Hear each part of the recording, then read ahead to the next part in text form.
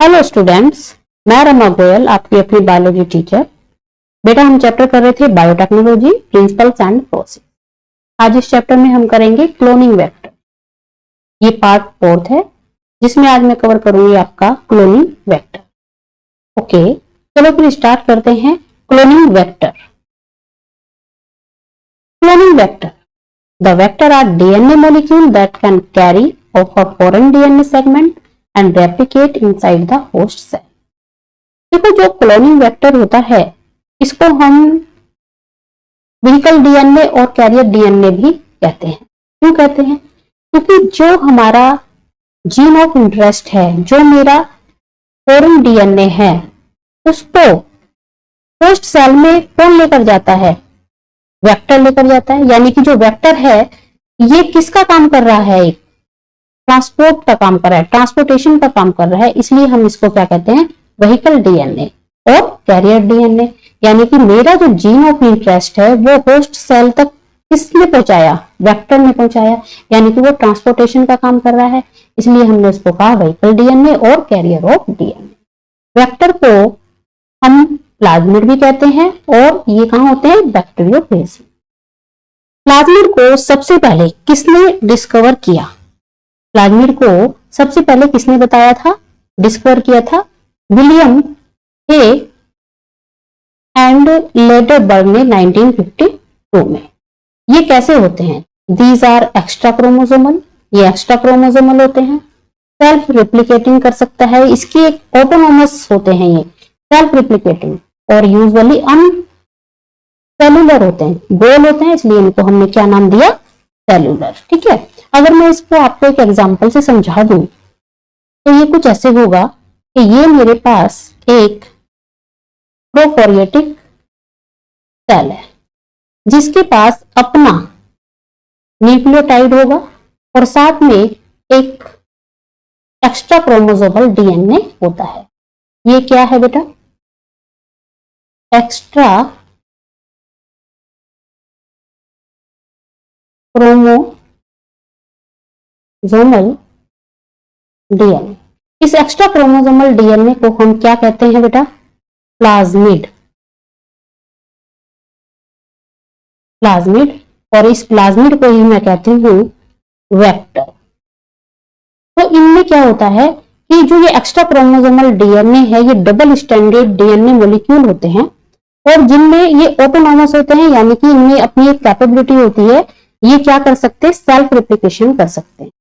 ठीक है, अपने आप ही रेप्लिकेशन स्टार्ट हो जाती है, ये रेप्लिकेट हो जाते हैं। Next, feature of vector. Feature of vector की अगर बात करें तो एक वेक्टर के पास क्या चीजें होनी चाहिए? सबसे पहले उसके पास ओरिजिन ऑफ रेप्लिकेशन, दूसरा उसके पास एक सिलेक्टेबल मार्कर का होना बहुत जरूरी है। ठीक है, ओरिजिन ऑफ रेप्लिकेशन का मतलब होता है कि एक होस्ट सेल में जहां से रेप्लिकेशन स्टार्ट हुई, होस्ट सेल में जहां से रेप्लिकेशन स्टार्ट होती है उसको हम कहते हैं ओरिजिन ऑफ रेप्लिकेशन। ये देखो, ये मैंने अपना डीएनए लिया और जहां से ये रेप्लिकेशन स्टार्ट हुई उसको मैंने नाम दिया रेप्लिकेशन। जहां से स्टार्ट हो रही है एक होस्ट सेल में, जहां से रेप्लिकेशन स्टार्ट होगी उसको हम कहेंगे ओरिजिन ऑफ रेप्लिकेशन। अगर मेरा डीएनए यानी कि मेरा जीन ऑफ इंटरेस्ट क्या है? एलियन डीएनए नाम दिया है यहाँ पर, तो एलियन का मतलब भी वही होता है, जीन ऑफ इंटरेस्ट। मैं अपना gene of interest origin of replication के बिल्कुल साथ में लिंक कर दूंगी, उसके पास लिंक करूंगी, यानी कि लिंक कर दूंगी, उसके साथ जोड़ दूंगी, ताकि जब वो रेप्लिकेट हो तो मेरा जीन ऑफ इंटरेस्ट भी रेप्लिकेट हो जाए। ठीक है, ये वही बता रहे हैं कि ये भी रेप्लिकेट हो जाएगा, multiply itself in the host organism. Okay, selectable marker की बात चल रही है कि उसके पास एक सिलेक्टेबल मार्कर भी होना चाहिए। सम जीन कॉल्ड सिलेक्टेबल मार्कर। सब एंटीबायोटिक रेजिस्टेंस जीन जो होते हैं ना बेटा, वो उनको हम क्या कहते हैं? Selectable marker. इन सिलेक्टेबल मार्कर की हेल्प से हम पता लगाते हैं कि इनमें से कौन सा ट्रांसफॉर्मेंट्स है, कौन सा नॉन ट्रांसफॉर्मेंट्स है, और रिकॉम्बिनेशन किसमें हुई है और नॉन रिकॉम्बिनेंट कौन सा है। ये सिलेक्टेबल मार्कर बहुत ही हेल्पफुल होते हैं। ठीक है, एक ये जो सिलेक्टेबल मार्कर होते हैं, आपने बुक में देखा होगा, एनसीईआरटी ने एग्जाम्पल दिया है सिलेक्टेबल मार्कर का। आपका एम्पिसिलिन हो सकता है, आपका क्लोरामिनॉल हो सकता है, आपकी टेट्रासाइक्लिन हो सकती है, और आपका कानामाइसिन हो सकता है। ये सभी क्या है? Antibiotic resistance gene. ठीक है, ये ऐसे एंटीबायोटिक हैं जो सिलेक्टेबल मार्कर का काम करती है। ठीक है, सिलेक्टेबल मार्कर के लिए हम इन एम्पिसिलिन, इन एंटीबायोटिक रेजिस्टेंस, इन एंटीबायोटिक्स का यूज करते हैं। ठीक है, तो ये सिलेक्टेबल मार्कर कैसे इनसे हम पता करते हैं? देखो, मेरे पास एक ये आया, एक ये है, ये एक वेक्टर है, क्लोनिंग जीन है। तो अब इनमें हम कैसे पता करेंगे कि मेरा इसमें से इसमें मेरा जीन ऑफ इंटरेस्ट आ गया? तो जिसमें मेरा जीन ऑफ इंटरेस्ट आया, इसको मैं क्या नाम दे दूंगी? ये क्या है बेटा? ये यहां पर है रिकॉम्बिनेंट। और जिसमें मेरा जीन ऑफ इंटरेस्ट आया ही नहीं, उसे मैं क्या कहूंगी? Non recombinant. क्या कहेंगे इसको हम? Non recombinant. ठीक है, अब हम कैसे पता करें? क्योंकि लैब में हमारे पास बहुत सारे क्लोनिंग वेक्टर हैं, तो उनमें से हमें कैसे पता करें कि हमारा रिकॉम्बिनेंट कौन सा है, जिसमें मेरा जीन ऑफ इंटरेस्ट आया है, कौन सा है, और नॉन रिकॉम्बिनेंट कौन सा है? इसी चीज को पता करने के लिए हम यूज करते हैं सिलेक्टेबल मार्कर। और सिलेक्टेबल मार्कर के लिए हम हेल्प लेते हैं एंटीबायोटिक की, जैसे एम्पिसिलिन है, टेट्रासाइक्लिन है, और कानामाइसिन है। जैसे इसमें यहाँ पे दो दिखाई है, एक हमारा एम्पिसिलिन दिया है और एक टेट्रासाइक्लिन दिया है। Okay, next, cloning site. Cloning site को हम रेस्ट्रिक्शन साइट भी कहते हैं। To link the alien DNA, alien DNA को जोड़ने के लिए एक वेक्टर के पास कुछ या एक से अधिक अगर रेस्ट्रिक्शन साइट होंगी तो बेटा उसके फ्रेगमेंट हो जाते हैं। ठीक है, इसलिए यहाँ पर जब हम क्लोनिंग, जीन क्लोनिंग करते हैं तो वो क्या हो जाती है? कॉम्प्लिकेट हो जाती है। एक वेक्टर के पास एक या एक से अधिक अगर रेस्ट्रिक्शन साइट होते हैं तो क्लोनिंग, जीन क्लोनिंग करने में प्रॉब्लम होती है, कॉम्प्लिकेशन आ जाते हैं। इसलिए एक वेक्टर के पास एक ही रेस्ट्रिक्शन साइट होनी चाहिए to present in one of the two antibiotic resistance. ठीक है, तो एक वेक्टर के पास एक ही रेस्ट्रिक्शन साइट होनी चाहिए दो एंटीबायोटिक के लिए। ठीक है, तो ये होती है cloning site. Okay, next, book में एग्जांपल दिया है PBR 322। तो जो हमारा PBR 322 का एग्जांपल एनसीईआरटी ने दिया है बेटा, ये बहुत इंपॉर्टेंट है और ये आपसे पूछा जा सकता है, और ये पूछते ही है, पूछा नहीं जाता, पूछते ही है। ये बहुत इंपॉर्टेंट एग्जांपल है। पहले हम इसका इंट्रोडक्शन देखते हैं। ये क्या है? This was the first cloning vector. ये क्या है? आर्टिफिशियल क्लोनिंग वेक्टर है, और इसको 1977 में बोलिवर और रोड्रिगेज ने बताया। ये क्या है? Vidly used in gene cloning experiment. Nomenclature की अगर बात करूं तो यहाँ पर जो P है ये क्या डिनोट करता है? प्लाज्मिड को डिनोट कर रहा है। BR किसको स्टैंड्स करते हैं? बोलिवर और रोड्रिगेज को करते हैं। और इसमें जो 322 है, ये 322 is a number given to distinguish this from other developed in the same laboratory example. देखो, लेबोरेटरी में बहुत सारे प्लाज्मिड वेक्टर हमारे पास होते हैं। ठीक है, उन प्लाज्मिड वेक्टर्स के नाम भी अलग अलग होते हैं। जैसे PBR 327 है, ये डिफरेंट है। PBR 328, PBR 345, PBR 325। जैसे ये कुछ ऐसे समझो कि एक क्लास में बहुत सारे बच्चे बैठे हैं, तो उनके सभी के नाम तो अलग अलग ही होते हैं ना। तो उन्होंने भी इस वेक्टर का नाम क्या दिया? PBR 322। Okay, next, selection using antibiotic resistance. देखो, सिलेक्शन यूजिंग एंटीबायोटिक रेजिस्टेंस का अगर मैं प्रैक्टिकली तुम्हें समझाऊं तो इसको हम ऐसे समझ सकते हैं कि ये मान लो मेरे पास एक यहाँ पे क्या है? ई कोलाई का प्लाज्मिड है। ठीक है, इसमें लेफ्ट साइड में मेरे पास एम्पिसिलिन रेजिस्टेंस जीन है और राइट साइड में टेट्रासाइक्लिन रेजिस्टेंस जीन है। इसको कोई रेजिस्टेंस का मतलब ये होता है कि ये उसमें ग्रो करेगा ही करेगा। अगर मैं यहाँ एम्पिसिलिन डालूं तो ये ग्रो करेगा। अगर मैं यहाँ टेट्रासाइक्लिन डाल दूं तो ये यहाँ पर भी ग्रो करेगा ही करेगा। पर अगर मैं इसको यहाँ पर अपना जीन ऑफ इंटरेस्ट डाल देती हूँ, यहाँ पर अगर मैंने अपना जीन ऑफ इंटरेस्ट डाल दिया तो बेटा ये जो टेट्रासाइक्लिन का रेजिस्टेंस जीन था ये क्या हुआ, वो तो खराब हो गए। क्योंकि क्या हुआ, जब मैंने अपना जीन ऑफ इंटरेस्ट यहाँ डाला तो जो टेट्रासाइक्लिन का रेजिस्टेंस जीन था वो खराब हो गया। यानी कि पहले तो वो एक्टिव था और अब ये क्या हो गया, जीन ऑफ इंटरेस्ट डालने से इनएक्टिव हो गया। यानी कि यहाँ पर क्या हो गया, इनएक्टिव इंसर्शनल इनएक्टिवेशन हो गया। क्या हुआ बेटा यहाँ पे,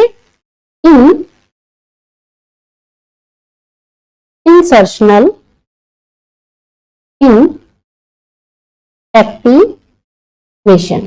ठीक है, इंसर्शनल इनएक्टिवेशन हो गया। इंसर्शनल इनएक्टिवेशन का मतलब है कि वो इनएक्टिव हो गया, पहले एक्टिव था पर अब इनएक्टिव हो गया। अब क्या होगा, जीन ऑफ इंटरेस्ट डालने से टेट्रासाइक्लिन के रेजिस्टेंस जीन तो हो गए खराब।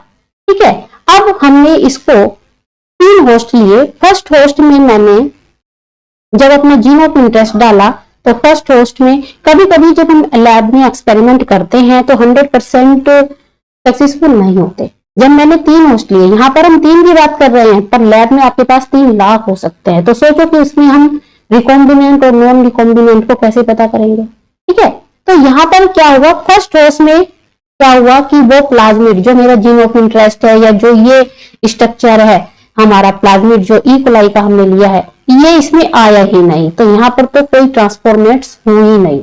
सेकंड होस्ट में प्लाज्मिड आया, ये प्लाज्मिड यहाँ पर आया तो सही पर इसमें कोई ना, ये सेम ही आ गया। कभी कभी ऐसा होता है कि जब हम जीन ऑफ इंटरेस्ट इंसर्ट करते हैं, डालते हैं, तो जीन ऑफ इंसर्ट के आने से पहले ही जो स्टिकी एंड है प्लाज्मिड की, जो स्टिकी एंड, एक ये स्टिकी एंड्स है और एक ये स्टिकी एंड्स है, ये आपस में जीन ऑफ इंटरेस्ट के आने से पहले ही बाइंड हो जाते हैं, लिंक हो जाते हैं, क्योंकि ये स्टिकी होते हैं, जुड़ जाते हैं। तो जीन ऑफ इंटरेस्ट इसमें आया ही नहीं, वो पहले ही जुड़ गए, यानी कि सेम प्लाज्मिड मेरा सेकंड होस्ट में आ गया।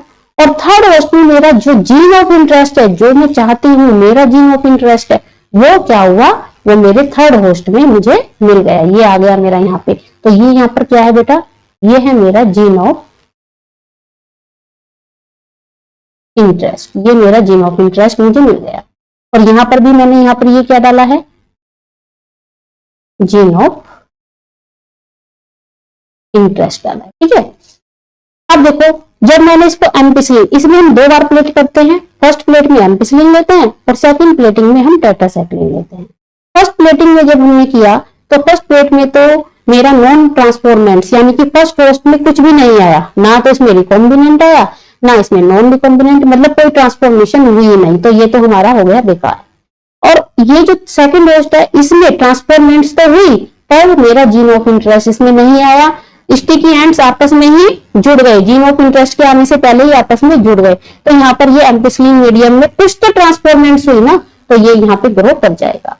थर्ड होस्ट में मेरा जीन ऑफ इंटरेस्ट आ गया है, तो यहाँ पर क्या हुआ, एम्पिसिलिन तो अभी ठीक है ना, इधर हमने क्या लिया था एम्पिसिलिन, तो मेरा एम्पिसिलिन रेजिस्टेंस जीन यहाँ पर ठीक है, तो यहाँ पर ये ग्रो कर जाएगा। अब हम इसको दूसरे मीडियम में लेते हैं, यानी टेट्रासाइक्लिन में मीडियम में लेते हैं, इसकी प्लेटिंग करते हैं सेकंड टाइम। जब टेट्रासाइक्लिन में करेंगे तो देखो यहाँ पर तो कोई ट्रांसफॉर्मेट्स हुई नहीं, तो यहाँ पर तो कुछ नहीं होगा। और जब यहाँ पर सेकंड होस्ट की बात करती हूँ मैं, तो सेकंड होस्ट में भले ही यहाँ पे नॉन रिकॉम्बिनेंट है पर यहाँ ट्रांसफॉर्मेंट्स हुई है, यानी कि यहाँ पर क्या हुआ, जीन ऑफ इंटरेस्ट नहीं आया पर प्लाज्मिड तो है ना।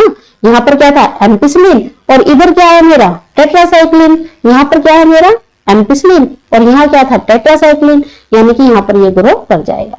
अब देखो टेट्रासाइक्लिन थर्ड होस्ट में जो जीन ऑफ इंटरेस्ट आया है वो कहाँ आया, टेट्रासाइक्लिन की साइड पर आया है, टेट्रा रेजिस्टेंस जीन की साइड पर आया है। जब मैंने जीन ऑफ इंटरेस्ट अपना यहाँ पर डाला तो मेरा टेट्रासाइक्लिन का जो रेजिस्टेंस जीन था वो खराब हो गया था।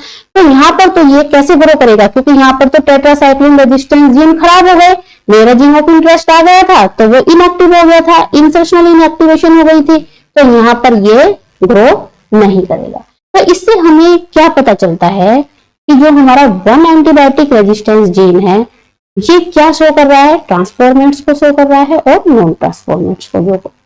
सेकंड एंटीबायोटिक जो है ये क्या कर बता रहा है कि रिकॉम्बिनेंट्स बने और नॉन रिकॉम्बिनेंट्स बने। तो हमने इसमें 2 एंटीबायोटिक यूज करी हैं। कौन कौन सी? एम्पिसिलिन रेजिस्टेंस जीन और टेट्रासाइक्लिन रेजिस्टेंस जीन। फिर एक बार समझाने के लिए बता रही हूँ, ये मेरे पास इकोलाई का प्लाज्मिड है, इधर एम्पिसिलिन रेजिस्टेंस जीन थे, इधर टेट्रासाइक्लिन रेजिस्टेंस जीन थे। अगर आप रेजिस्टेंस में ही एम्पिसिलिन डालते हो तो ग्रो कर जाएगा, क्योंकि वो अभी क्या है? रेजिस्टेंस है। टेट्रासाइक्लिन में डालोगे तो वहां पे भी ग्रो कर जाएगा, क्योंकि अभी ये रेजिस्टेंस है। पर जैसे ही हम अपना जीन ऑफ इंटरेस्ट इसमें इंसर्ट करते हैं तो यहाँ पे टेट्रासाइक्लिन के जो रेजिस्टेंस जीन थे वो क्या हो गए? खराब हो गए, क्योंकि ये एक्टिव था पहले, अब ये इनएक्टिव हो गया। जब हम इसमें जीन ऑफ इंटरेस्ट डालते हैं तो ये इनएक्टिव हो जाता है, यानी कि क्या होगा? इंसर्शनल इनएक्टिवेशन हो जाता है। और ये मैंने जीन ऑफ इंटरेस्ट डाला था, ठीक है। जब मैंने इसकी प्लेटिंग की, 3 होस्ट सेल लिए, तो उन होस्ट में फर्स्ट होस्ट में कोई भी ट्रांसफॉर्मेंट्स नहीं होती। सेकंड होस्ट में प्लाज्मिड आया पर सेम ही आ गया, जीन ऑफ इंटरेस्ट आया ही नहीं, क्योंकि कभी कभी जीन ऑफ इंटरेस्ट के आने से पहले ही स्टिकी एंड आपस में ही जुड़ जाते हैं, तो ये नॉन रिकॉम्बिनेंट है। थर्ड वाले में मेरा जीन ऑफ इंटरेस्ट आ गया, जो मैं चाहती हूँ, मेरा जीन ऑफ इंटरेस्ट आ गया, यानी कि ये क्या है? रिकॉम्बिनेंट है। जब एम्पिसिलिन में प्लेटिंग की, फर्स्ट होस्ट में कुछ नहीं होगा, सेकंड होस्ट में ये ग्रो कर जाएगा। क्यों ग्रो कर जाएगा? क्योंकि यहाँ पे एम्पिसिलिन भी ठीक है और टेट्रासाइक्लिन रेजिस्टेंस जीन भी ठीक है, क्योंकि वो सेम ही आ गया है, तो यहाँ पे ग्रो कर जाएगा। और थर्ड वाले में मेरा टेट्रासाइक्लिन वाला जो रेजिस्टेंस जीन था वो खराब हो गया था, क्योंकि यहाँ पर तो मैंने जीन ऑफ इंटरेस्ट इंसर्ट कर दिया है, तो यहाँ पर ये ग्रो नहीं करेगा, क्योंकि टेट्रासाइक्लिन रेजिस्टेंस जीन खराब हो गए थे जीन ऑफ इंटरेस्ट की वजह से। तो हमें 2 एंटीबायोटिक से पता चलता है, एक एंटीबायोटिक से पता चला ट्रांसफॉर्मेंट्स का, नॉन ट्रांसफॉर्मेंट्स का, और दूसरी से पता चला रिकॉम्बिनेंट्स और नॉन रिकॉम्बिनेंट्स का। ओके, नेक्स्ट यहां पर देखो, अब इसकी थ्योरी देखो आप। इसमें हमने क्या किया था? पीबीआर में इंसर्ट किया था, पीबीआर 322 की बात चल रही है, बैन H1 से उसको काटा, 1 एंटीबायोटिक से हमें पता चला कि यहाँ पे ट्रांसफॉर्मेंट्स हैं, वेयर एज दूसरी अदर एंटीबायोटिक से हमें पता चलता है कि ये इनएक्टिवेटेड हो गए हैं, इंसर्शन हो गई है, ठीक है। रिकॉम्बिनेंट का पता चला, फिर रिकॉम्बिनेंट प्लाज्मिड विल लूज, जो टेट्रासाइक्लिन है वो क्या हो जाती है? टेट्रासाइक्लिन रेजिस्टेंस जीन खराब हो गए, इसकी वजह से, क्योंकि यहाँ पे मैंने अपना डीएनए, फॉरेन डीएनए इंसर्शन कर दिया था, जीन ऑफ इंटरेस्ट डाल दिया था अपना, इसलिए वहां पे इंसर्शन इनएक्टिवेशन हो गई थी, है, तो ये हो गया। और फिर ये रिकॉम्बिनेंट का पता चला, ये वही बता रहे हैं। फिर ये रिकॉम्बिनेंट्स विल ग्रो एम्पिसिलिन, जो रिकॉम्बिनेंट है वो एम्पिसिलिन में ग्रो कर रहे हैं, containing medium but not containing, tetracycline में ग्रो नहीं कर रहा है, एम्पिसिलिन मीडियम में ग्रो कर रहा है, रिकॉम्बिनेंट्स टेट्रासाइक्लिन में नहीं। और जो नॉन रिकॉम्बिनेंट है वो दोनों ही मीडियम में ग्रो कर रहा है, दोनों ही मीडियम में ग्रो कर रहा है non recombinants, both containing both medium, both the antibiotic, दोनों एंटीबायोटिक में ही ग्रो कर रहा है। कौन? Non recombinant. कैसे? ये देखो, ये नॉन रिकॉम्बिनेंट जो है हमारा, जो हमारा नॉन रिकॉम्बिनेंट है, ये दोनों मीडियम में ग्रो कर रहा है, यहाँ पर भी नॉन रिकॉम्बिनेंट दिखा रहा है, ग्रो कर रहा है। तो ये यही बता रहे हैं कि कैसे ट्रांसफॉर्मेंट्स का पता करें, कैसे नॉन ट्रांसफॉर्मेंट्स का पता करें, रिकॉम्बिनेंट नॉन रिकॉम्बिनेंट का पता करें, ये सब यही बता रहे हैं। नेक्स्ट, अब देखो, इस प्रोसेस को समझने में हमें 2 प्लेटिंग करनी पड़ी, ठीक है। तो 2 बार प्लेटिंग से बचने के लिए हमने एक और मेथड यूज किया, ये देखो यहाँ पर ये बता रहे हैं, प्लेटिंग ऑन 2 टाइप, 2 बार की प्लेटिंग। पीबीआर 322 में हमें 2 प्लेटिंग करने पर पता चलता है, ठीक है। तो डिफरेंट एंटीबायोटिक यूज कर रहे हैं। इसी तरीके से बुक में एक और एग्जांपल दिया है, बीटा ग्लैक्टोसाइडेज। ये बीटा ग्लैक्टोसाइडेज का बेटा जो एग्जांपल है, ये किसका एग्जांपल है? ये है आपका पीयूसी वेक्टर का एग्जांपल है। बुक में इसका नाम मेंशन नहीं किया है, पर हमें पता होना चाहिए कि बीटा ग्लैक्टोसाइडेज की बात हो रही है, मतलब पीयूसी वेक्टर की बात हो रही है, ठीक है। ये बुक में नहीं है, पर मैं बताना चाहती हूँ कि ये पीयूसी वेक्टर की बात हो रही है।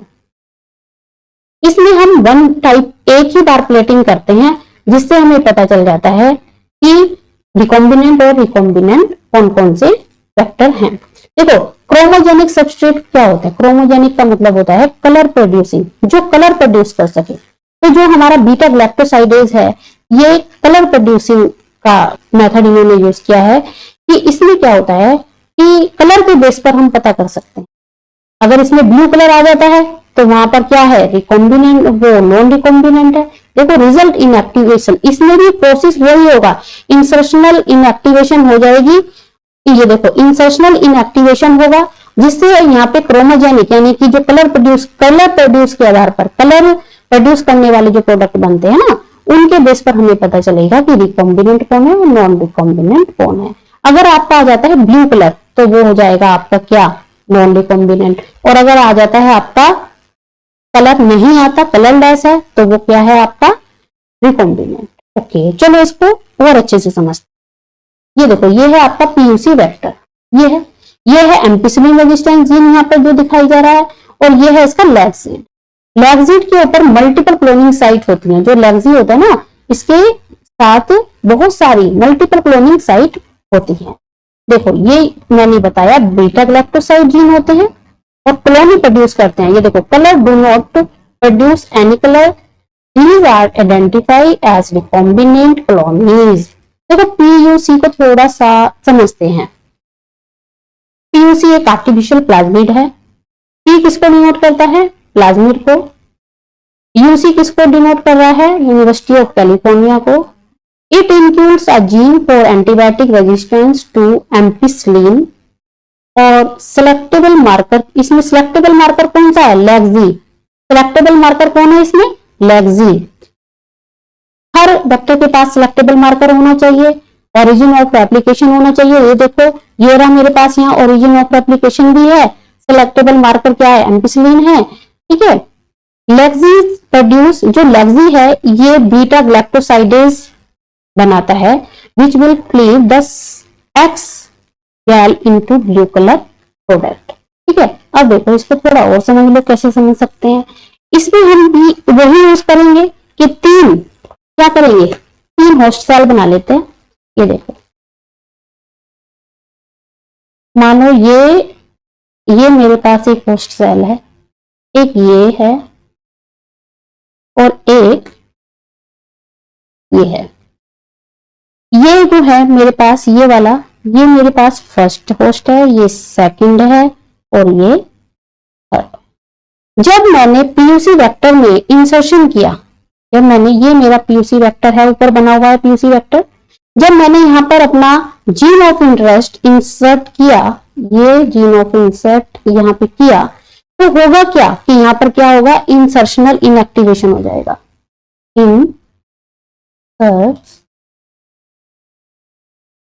इंसर्शनल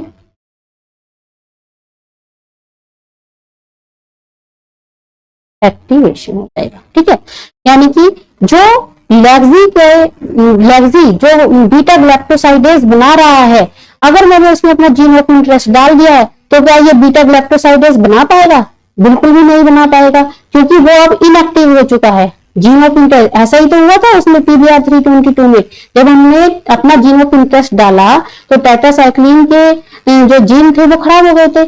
इसी तरीके से अगर मैं यहाँ पर अपना जीन ऑफ इंटरेस्ट डालती हूँ तो लैक्सी जो बीटा ग्लैक्टोसाइडेज बना रहा था वो बीटा ग्लैक्टोसाइडेज नहीं बना पाएगा। इस वजह से जब हमने इसमें यहाँ पे होस्ट के लिए बताती हूँ, तो जब ये फर्स्ट में आएगा तो फर्स्ट वाले में क्या कोई ट्रांसफॉर्मेंट्स होगी, इसमें तो कोई ट्रांसफॉर्मेंट्स हुई ही नहीं, इसमें कुछ नहीं होगा।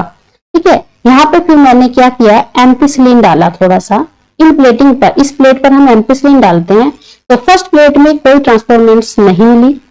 सेकंड प्लेट जो होगी मेरी, उसमें मेरा जीन ऑफ इंटरेस्ट आ जाएगा, ये आ गया gene of interest. Second plate में जीन ऑफ इंटरेस्ट आ गया और थर्ड प्लेट जो होगी मेरी, इसमें कुछ भी नहीं हुआ, मतलब प्लाज्मिड जैसा था वैसा ही आ गया। ओके, क्योंकि जो स्टिकी एंड थे, मेरा जीन ऑफ इंटरेस्ट आने से पहले ही स्टिकी एंड आपस में जुड़ गए, यानी कि प्लाज्मिड सेम आ गया, यहाँ पर एम्पिसिलिन आ गया और यहाँ पर लैक्सी आ गया। अब बताओ इसमें कौन ग्रो करेगा, फर्स्ट वाला तो ग्रो करेगा ही नहीं क्योंकि इसके पास तो कुछ भी नहीं है। ठीक है, सेकंड वाला जो है इसमें मेरा जीन ऑफ इंटरेस्ट आ गया है इधर पर, इधर एम्पिसिलिन है। ठीक है, और ये जो है इसमें ये सेम आ गया है। ठीक है, तो ये सेम आ चुका है मेरे पास। अब अगर हम इसके इसी प्लेट में थोड़ा सा क्या डाल दें, एक्स गैल, हम इसमें थोड़ा सा अगर मैं यहां पर एक्स गैल डाल दूं, एक्स गैल, अगर मैं इसमें थोड़ा सा एक्स गैल डाल दूंगी तो एक्स गैल की एक प्रॉपर्टी होती है, जब ये बीटा गैलेक्टोसाइड्स के संपर्क में आता है तो ये ब्लू कलर का हो जाता है। ये कैसा हो जाता है? ब्लू कलर का हो जाता है। ठीक है, तो देखो इधर तो बीटा गैलेक्टोसाइडेज बनेगा ही नहीं, क्योंकि क्या था, जीन ऑफ इंटरेस्ट हमने डाल दिया, तो इसके क्या हो गए, जीन ऑफ इंटरेस्ट डालने की वजह से जो बीटा गैलेक्टोसाइडेज था वो बन ही नहीं पाएगा। और इसके पास क्या है, एम्पिसिलिन है और बीटा गैलेक्टोसाइडेज भी बिल्कुल ठीक है, तो यहाँ पर क्या होगा, ब्लू कलर बन जाएगा, एक्स गैल के डालने से ब्लू कलर बन जाएगा। और अगर ब्लू कलर इसमें बनता है तो यानी कि ब्लू कलर बनने पर ये क्या है, जो बैक्टीरिया ड्यू टू एक्स गैल द बैक्टीरियल क्लोनिंग, जो बैक्टीरियल क्लोनिंग है it will turn blue, blue colour जो है वो बिल्कुल ब्लू कलर आ जाने पर ये क्या है, बेकार है। यानी कि ये क्या बने, हमें पता चल गया कि ब्लू कलर है, यानी कि ये क्या है, नॉन रिकॉम्बिनेंट, ये नॉन रिकॉम्बिनेंट है, क्योंकि इसमें ब्लू कलर आ जाने पर हमें पता चल गया। और इसमें ये कलरलेस है,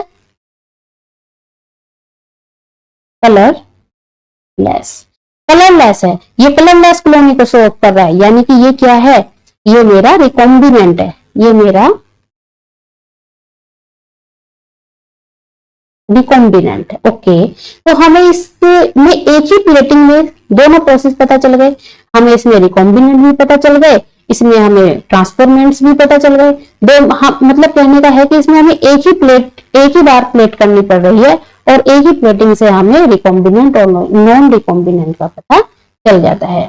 okay, thank you very much. अगर तुम्हें मेरा वीडियो पसंद आ रहा है उसको लाइक करो, सब्सक्राइब करो और शेयर करो। अगर आप शेयर करते हैं, लाइक करते हैं, सब्सक्राइब करते हैं तो हमें एनर्जी मिलती है और हम अपने दूसरे चैप्टर को अपनी फुल एनर्जी के साथ आप लोगों को आपके सामने एक्सप्लेन कर पाते हैं। इसलिए जब आप शेयर करते हैं, लाइक करते हैं, सब्सक्राइब करते हैं, हमारी एनर्जी हो जाती है, हमारी एनर्जी बढ़ जाती है। Thank you very very much.